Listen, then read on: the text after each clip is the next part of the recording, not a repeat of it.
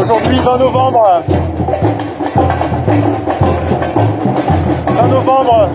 jour de l'anniversaire de la Convention internationale des droits de l'enfant. L'article 9 n'est pas respecté. Celui qui dit que les enfants ont le droit d'être aimés et éduqués par leurs deux parents, même après les séparations. En France, avec 12% de résidence alternée, on ne peut pas dire qu'on soit vraiment en respect de cet article 9 de la CIDE. Donc ici, voilà, monsieur Dupond-Moretti, on est vraiment là pour vous parler avec vous. Bonjour et bienvenue dans le numéro 80 de Jaftamer sur RLP, l'émission de la famille contemporaine via le regard des papas. Donc nous venons d'entendre aujourd'hui Laurent Guerlot, qui est allé manifester samedi dernier, samedi 20 novembre, jour des droits de l'enfant, anniversaire de la CIDE, Convention internationale des droits de l'enfant, dont la France est signataire, et qui est allé avec ses amis en percussion brésilienne devant les portes du ministère de la Justice. Cette émission sera aujourd'hui dédiée à un ouvrage qui m'a passionné, qui m'a touché et m'a fait beaucoup rire, qui s'appelle « Un parricide ordinaire » d'Ambroise Debussy. Nous aurons donc une émission en deux parties, aujourd'hui et la semaine prochaine, avec Monsieur Debussy, sur cet ouvrage, vous allez voir, qui nous permettra d'évoquer cette problématique. Qu'est-ce qui se passe vraiment lorsqu'un couple se sépare, se retrouve aux affaires familiales devant un juge? Surprise, un juge, ou plutôt la plupart du temps une juge. Et lorsque, dans le cas présent, un père tente de garder le lien avec ses enfants alors que son ex se nourrit du conflit et tente de l'en empêcher. Monsieur Debussy est un professionnel du droit, il a eu accès à un temps de dossier, il a eu des aventures effectivement également personnelles et il nous a fait cet ouvrage que je vous recommande, qui est disponible un peu partout, dans toutes les bonnes librairies ou par correspondance sur Amazon. Nous sommes très heureux de l'accueillir, c'est une exclusivité RLP, ne bougez pas, c'est juste après ça. RLP, Radio libre en Périgord. RLP 102.3 aujourd'hui avec Ambroise Debussy. Ambroise Debussy est l'auteur du livre Un parricide ordinaire aux éditions NCB. Alors, Un parricide ordinaire nous raconte l'histoire de Geoffroy, un avocat d'affaires qui, après plusieurs expériences sentimentales, des mariages, des enfants, se retrouve devant la machine à broyer de la justice familiale. Et ce livre est une plongée dans les affaires d'avocats, les méandres des tribunaux, avec en même temps une très grande tristesse et d'énormes éclats de rire. C'est un livre que j'ai beaucoup aimé, que j'ai dévoré, qui fait 440 pages, qui a été écrit avec grand talent, même si parfois il faut réussir à rebondir d'une époque à l'autre dans la construction temporelle de l'ouvrage, mais du départ à la fin, tous ceux qui ont été concernés par notre environnement auront un très très grand plaisir à lire cet ouvrage. Ambroise, vous êtes avec nous ?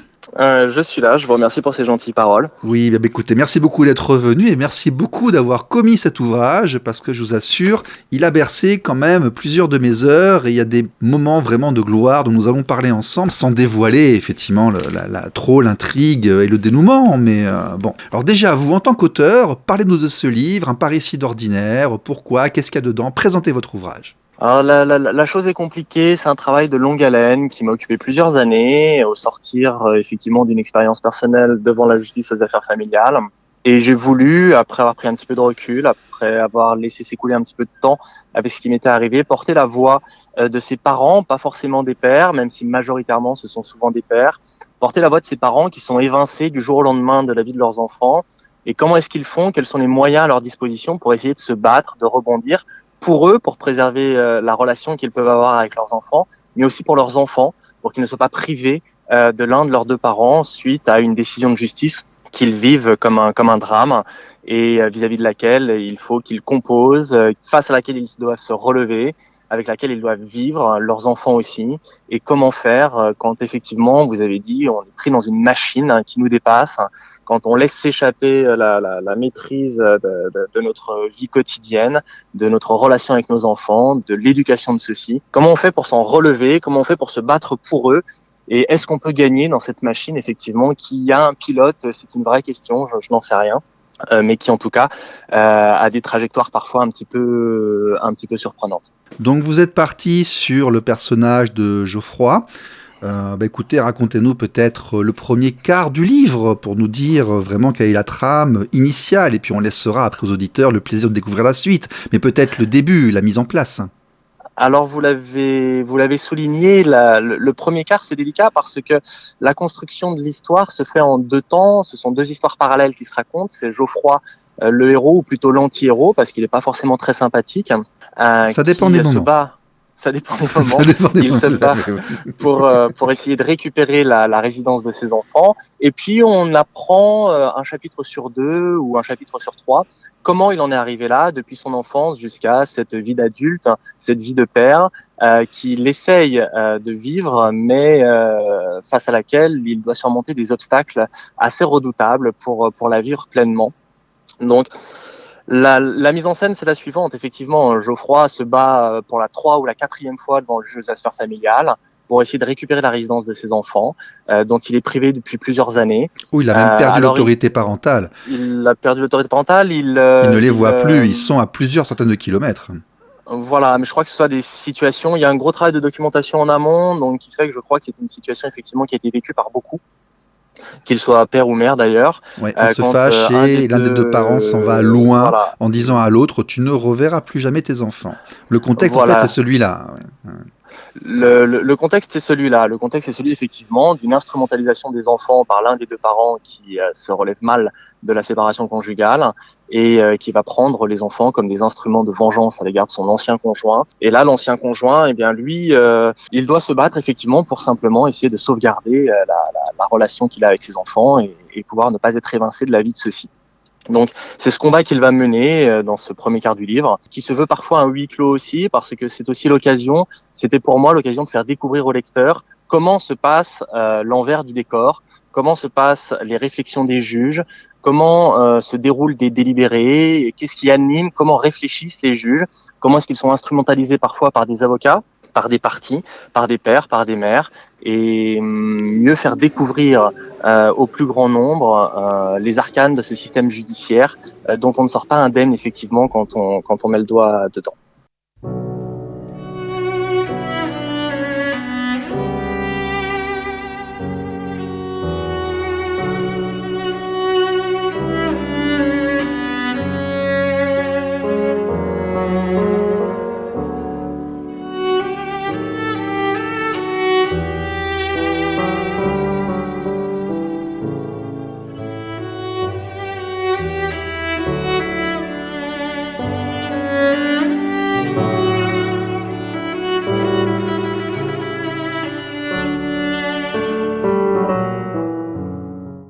Alors effectivement, ce qui nous frappe à la lecture de ce livre, c'est le niveau de détail et de précision de cette face cachée de nos histoires que nous avons dans cet environnement.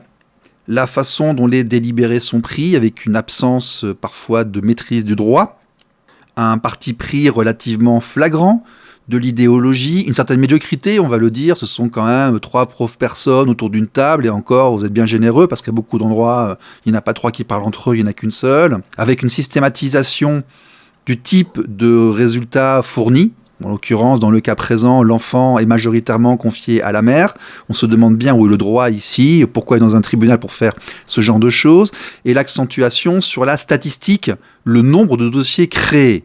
Alors ça, quand même, pour en avoir eu connaissance, il faut l'avoir vu. Comment vous connaissez tout ça ? Alors, je suis juriste, donc j'ai une formation juridique, une formation universitaire, une formation de chercheur. Aujourd'hui, je suis praticien du droit et effectivement, on a des statistiques brutes qui sont assez redoutables. L'INSEE nous apprenait d'une dizaine d'années, un peu moins de 10 ans, que 75% des enfants suite à une séparation vivent avec leur mère, 10% avec leur père, 15% de manière alternée. Le ministère de la Justice avait des chiffres un peu plus flatteurs en 2013 dans un rapport qu'il a publié.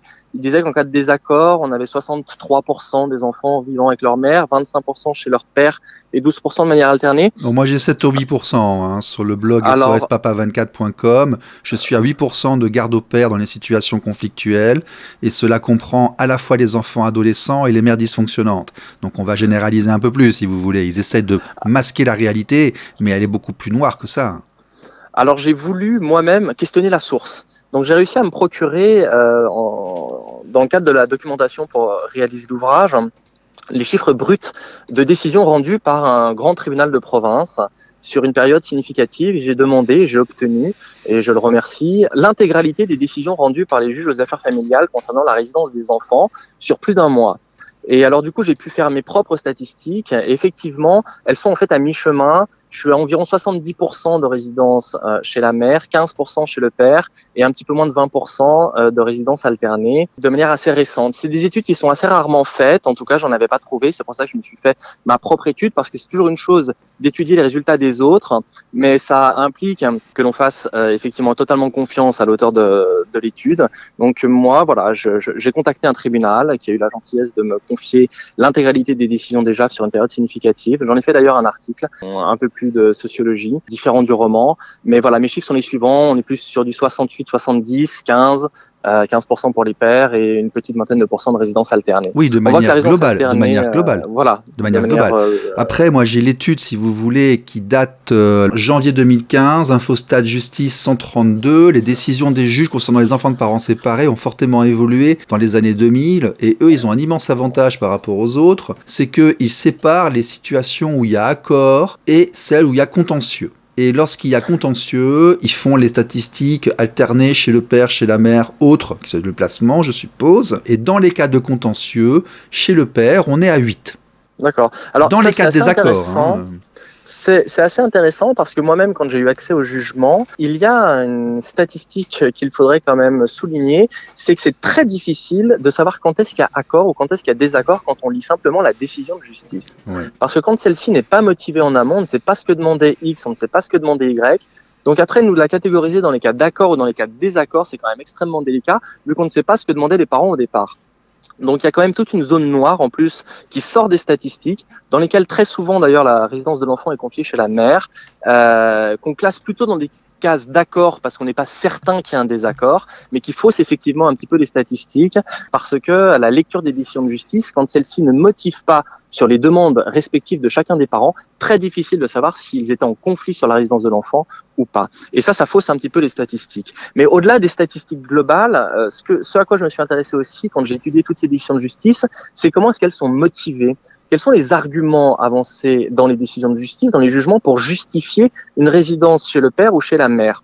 Et la première étude que j'ai faite, en fait, j'ai interrogé mon traitement de texte, et là, j'ai mené une petite analyse qui n'avait pas été faite, en tout cas, je ne l'avais jamais vue, c'est le nombre de mots qu'utilise un juge quand il doit placer l'enfant chez la mère, quand il décide de fixer la résidence chez la mère ou de la fixer chez le père. Et je me suis rendu compte, et l'étude est publiée, elle est transparente, quand la résidence de l'enfant est fixée chez la mère, le juge utilise 82 mots en moyenne. Quand il la fixe chez le père, il en utilise 247.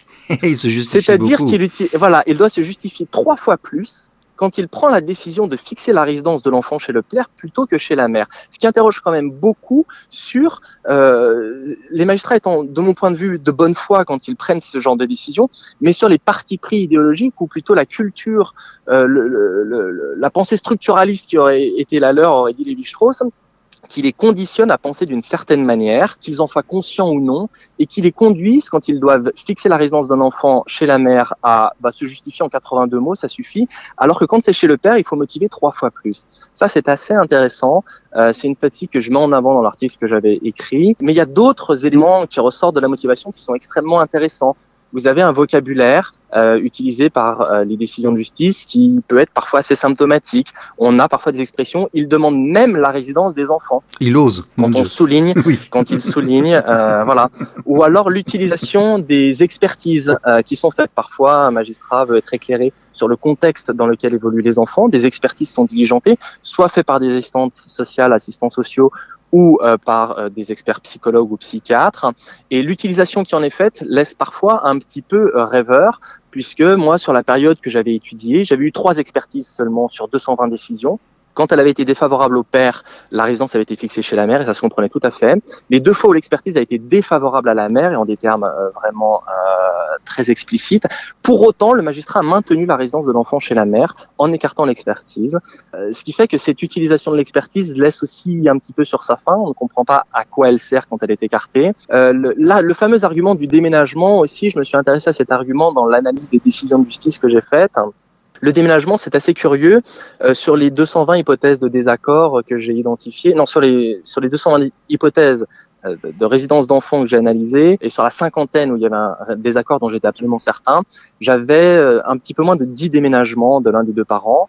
La seule fois où le déménagement était le fait du père, eh bien, le magistrat a motivé en indiquant que comme le père avait déménagé, eh bien, les enfants ayant besoin de stabilité, ils devaient résider auprès de la mère. Les 7 fois où la mère a déménagé, 5 fois les enfants ont vu leur résidence fixée chez la mère néanmoins, et 2 fois chez le père. Ce qui montre que l'utilisation de l'argument des déménagements est à géométrie variable également, tout comme celle de l'âge d'ailleurs, parce que vous aurez des magistrats qui vont vous dire en raison de l'âge de l'enfant, du très jeune âge, il faut qu'il réside chez sa mère. Mais on a d'autres décisions dans lesquelles les magistrats prennent le parti pris inverse, donc c'est assez curieux. En fait, l'argument qui ressort le plus et qui est finalement vraiment à discuter, c'est l'existence de tensions dans le couple pour faire obstacle à la résidence alternée. Quand il y a des tensions dans le couple, alors dans ce cas-là, il ne serait pas de l'intérêt de l'enfant de vivre de manière alternée chez l'un de ses 2 parents. Mais c'est assez curieux parce que par hypothèse, s'il y a des tensions dans le couple, on va devant le juge. S'il n'y avait pas de tension, on n'irait pas devant le juge. Par hypothèse, quand on se sépare, c'est qu'il y a des tensions. Si on s'entendait super bien, on n'irait pas devant le juge. Eh bien, quand il y a des tensions, en fait, c'est très souvent repris et utilisé par la décision de justice pour justifier assez souvent que l'enfant réside chez la mère plutôt que chez le Tensions père. qui peuvent être d'ailleurs créées, instrumentalisées et renforcées dans le but d'éviter la résidence alternée par le parent qui ne souhaite pas partager les enfants. Exactement. Alors partager l'enfant, l'expression est très dure.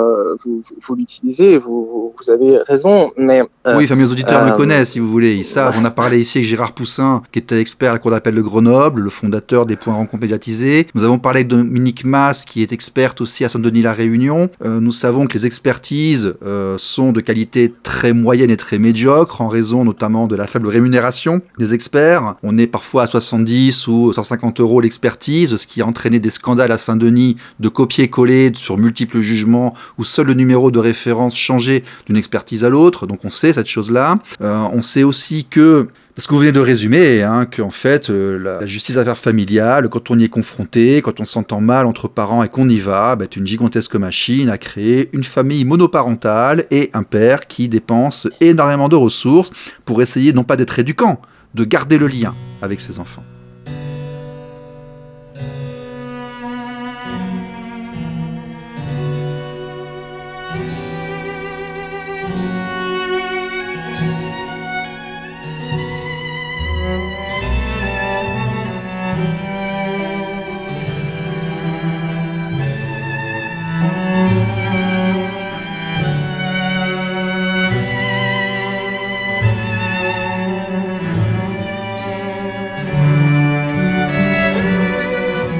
Donc on va rebondir effectivement sur ces statistiques et regarder, parlant d'égalité homme-femme et autres, enfin vous, toutes ces scènes, comment dirais-je, délectables, qu'on dévore, de délibérés, de jurisprudence, d'ambiance des tribunaux, alors on se dit, nous qui sommes là à cran, alors nos enfants, est-ce qu'on va réussir à les voir? Et on se retrouve avec 3 kékés devant une table qui discutent un peu en disant, alors qu'est-ce qu'on fait? On les donne pas et autres. Vous l'avez vu en vrai? Vous l'avez vécu ça de l'intérieur?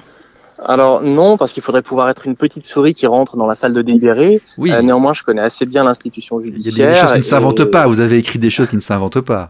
Mais on peut avoir accès à des études assez sérieuses et puis par sa pratique, moi par ma pratique, effectivement, je suis assez bien renseigné sur la manière dont peut se dérouler un délibéré, même si ma pratique professionnelle m'éloigne assez du contentieux des affaires familiales. On peut savoir que dans un délibéré, effectivement, il faut que les différentes voix s'expriment, il faut que chacun puisse avoir sa part et on arrive avec des projets, des propositions, des envies, des points de vue sur des dossiers qui doivent se croiser pour enrichir le délibéré, effectivement. Mais à un moment donné, il faut trancher et il faut qu'effectivement une majorité se dessine autour d'une solution. Ouais, là, ils sont 3 et puis la chef, les solutions, elle n'en a qu'une. Alors, dans un délibéré, il y a des rapports de force qui peuvent se créer. Après, c'est un roman, c'est une fiction, donc. Oui, je sais. Mais elle colle tellement à la réalité, si vous voulez, de ce qu'on a lu dans les dossiers, parce que moi j'en ai lu un certain nombre, en faisant les permanences et autres. Ça, si vous voulez, il y a vraiment un sentiment de. Enfin, ça résonne, voilà. Ce que vous écrivez résonne, vraiment. L'idée, c'était de romancer ces statistiques assez froides, assez terribles, et essayer de leur donner corps, de leur donner un petit peu d'émotion, et de faire prendre conscience, effectivement, au plus grand nombre, et de porter la voix de ces parents, j'insiste, qu'ils soient père ou mère, qui sont privés du contact avec leurs enfants, pour de mauvais motifs.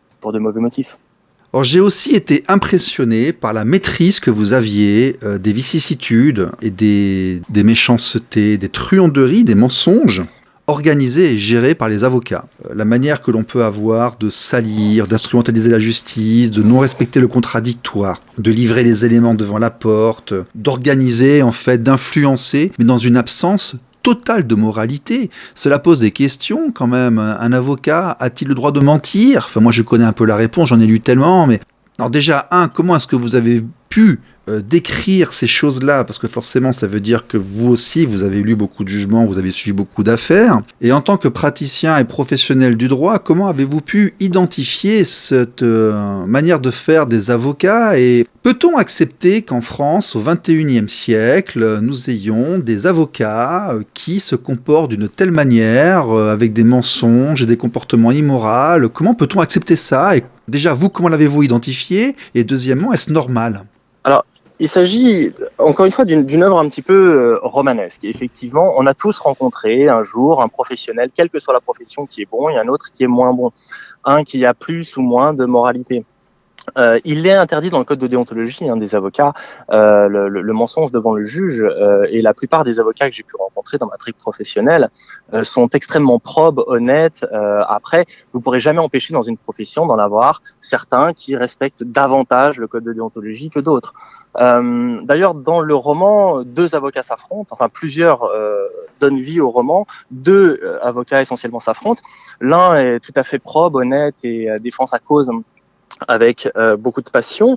L'autre a l'air peut-être un petit peu plus désabusé, joue un petit peu plus avec le système, comme vous le dites. Maintenant, est-ce que c'est souhaitable ? C'est une réalité qui m'est revenue de certains retours d'expérience que j'ai entendus, effectivement. C'est une réalité à laquelle on peut parfois être confronté quand on est pris dans le système. Une des difficultés, en fait, davantage finalement que le rôle de l'avocat, je crois, qui va défendre les intérêts de son client, je crois pour les parents, l'une des principales difficultés, c'est d'être privé de la maîtrise de l'affaire. Une des difficultés que moi j'ai identifiées et que j'ai peut-être voulu restituer aussi, c'est que lorsque vous faites appel à un intermédiaire, à un mandataire pour défendre vos intérêts en justice, l'affaire vous échappe. Oui. Parce que le mandataire prend votre cause et va l'arbitrer avec un autre mandataire, et les 2 parents finalement sont évincés de la discussion principale qui peut être le bien-être de l'enfant, l'équilibre de l'enfant, et ils ne savent plus véritablement ce qui est dit en leur nom, puisque les avocats peuvent échanger entre eux sous couvert de secret, et ils ne savent plus vraiment, ils n'ont plus vraiment de maîtrise, de connaissance de où en est leur affaire. Évidemment, on souhaite tous, et on a tous des exemples d'avocats extrêmement brillants, probes, honnêtes, qui vont défendre becs et ongles leurs clients, mais parfois dans cette défense, est-ce qu'ils vont trop loin ? C'est une question que pose le livre. Jusqu'où est-ce qu'ils peuvent aller ? C'est une autre question que pose le livre. En tout cas, une des réponses qu'il apporte, c'est que être privé de la maîtrise, de la discussion, de l'accès à la discussion quand il s'agit de la vie de nos enfants, c'est quand même très inconfortable et ça peut être source de beaucoup d'incompréhension, de frustration et de colère finalement, puisque ce sont les avocats qui ont la parole dans ce conflit. Alors, c'est aussi quelque part indirectement un plaidoyer pour une médiation, pour faire en sorte que dans certains lieux, les parents puissent se parler en dehors de la présence de mandataires, pour effectivement ne pas avoir une discussion, une conversation qui leur échappe, une affaire qui leur échappe complètement, alors que l'objet essentiel de la conversation, c'est quand même le bien-être de leur enfant. Oui, nous allons rappeler effectivement que dans les cas de divorce, la présence d'un avocat est obligatoire. Que vous soyez ou non avocat, on le voit encore dans cet ouvrage, et nombre d'entre nous sommes plus ou moins instruits, nous voulons parler de nos enfants, on ne peut pas, on est obligé de payer quelqu'un qui va parler à notre place. Ça, c'est effectivement le point que vous soulevez, et qui est vrai, nous aussi dans le monde associatif, on se plaint beaucoup de cette chose-là. Et le deuxième point, c'est que quand il y a mésentente, les parents veulent de la conflictualité et vont se retourner vers des professionnels qui ont une réputation d'être teigneux, et donc on va privilégier la logique du conflit parce que on est énervé, on veut faire mal à l'autre et donc au final on n'est pas dans la conciliation du tout. On se retrouve avec des praticiens qui parfois franchissent allègrement la ligne rouge et en font profession et business en fait. C'est vrai que vous avez plusieurs profils d'avocats quand vous commencez à vous intéresser au contentieux des affaires familiales et que vous avez besoin d'avoir recours au service d'un avocat. Bon an, mal an, vous entendrez des conseils de proches, d'amis, de relations qui vous diront « Tiens, choisis tel avocat ou tel autre ». Et plusieurs profils vont se dégager. Il y en a effectivement qui jouent sur la conflictualité, qui vont sinon l'envenimer, au moins la nourrir. Et d'autres beaucoup plus consensuels qui vont être davantage dans la reconstruction. Moi, dans ma pratique professionnelle, j'ai davantage rencontré des avocats qui étaient davantage dans le dialogue et la tentative de reconstruction et de renouer des ponts entre les parents pour le bien de l'enfant, mais on ne peut pas exclure effectivement que d'autres avocats aient cette pratique plus conflictuelle lorsque ils servent les intérêts effectivement d'un parent qui lui ne veut plus de la relation et a besoin de se nourrir du conflit pour continuer à avancer. Ça effectivement vous pouvez pas l'exclure et vous avez ces différents profils d'avocats qui existent et effectivement dans le livre ce sont ces deux profils d'avocats qui s'affrontent. Tout à fait. Et alors, on finira cette émission d'aujourd'hui sur ce point. Via les permanences et via les études de dossier, on se rend compte que lorsque les affaires se passent mal, que l'on rentre dans les fausses accusations, dans vraiment les attaques, les instrumentalisations, on n'est plus dans la conciliation et les documents sont livrés devant la porte, on est dans des effets de surprise et bien très souvent, la personne de bonne foi a très peu de chance. Il faut, voilà, un procès, un litige, c'est un combat. Et effectivement, quand on arrive trop naïvement, non préparé au combat, on peut connaître très souvent de grosses désillusions. Et c'est d'ailleurs un des points sur lesquels on est assez peu informé, c'est qu'au moment d'une séparation, je crois, en tout cas là pour le coup, je n'ai pas de statistiques, je n'ai pas fait d'études, mais ce sont des retours d'expérience et c'est mon analyse après un certain nombre de retours d'expérience. Je crois que pour l'enfant, et notamment pour la résidence de l'enfant, il y a quelques instants primordiaux, cruciaux, c'est les instants qui vont immédiatement suivre la séparation du couple. Effectivement, soit elle a été anticipée, soit elle ne l'a pas été. Et pourtant, ces moments sont cruciaux parce qu'on se rend compte après, au contentieux, devant le juge, qu'on va pérenniser le système qui s'est mis plus ou moins bien en place immédiatement après la séparation. C'est-à-dire que schématiquement, le parent qui va avoir la résidence de l'enfant dans une sorte de gentleman's agreement, même si en général au moment d'une séparation conflictuelle, on n'est pas trop dans des rapports cordiaux, mais le parent qui va bénéficier de la résidence de l'enfant dans les jours, dans les semaines qui suivent, très souvent sera le parent qui aura la résidence de l'enfant 1 an ou 2 ans plus tard sur décision de justice, parce qu'on va pérenniser ce système qui s'est construit de briques et de brocs dans les heures qui ont suivi immédiatement la rupture, quand l'un des deux a claqué la porte et est parti. Et assez souvent, en fait, quand le père part, ou laisse la disposition du logement, dans ce cas-là, en fait, il fige, sans s'en rendre compte, les années à venir sur le système de résidence de l'enfant. Et pareil, lorsque madame s'en va, qu'elle les met à l'école et puis qu'elle arrive à l'audience en disant « ils ont un nouveau lieu, une nouvelle école » et que le juge entérine la situation. Amboise Debussy pour un parricide ordinaire.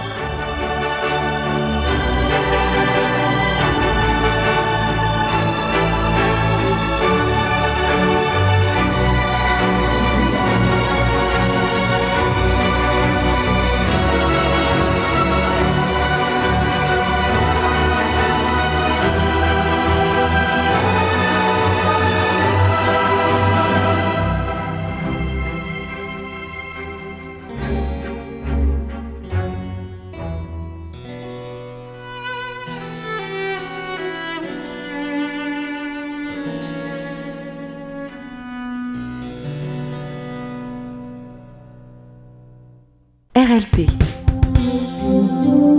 Radio libre en Périgord. Jaftamer.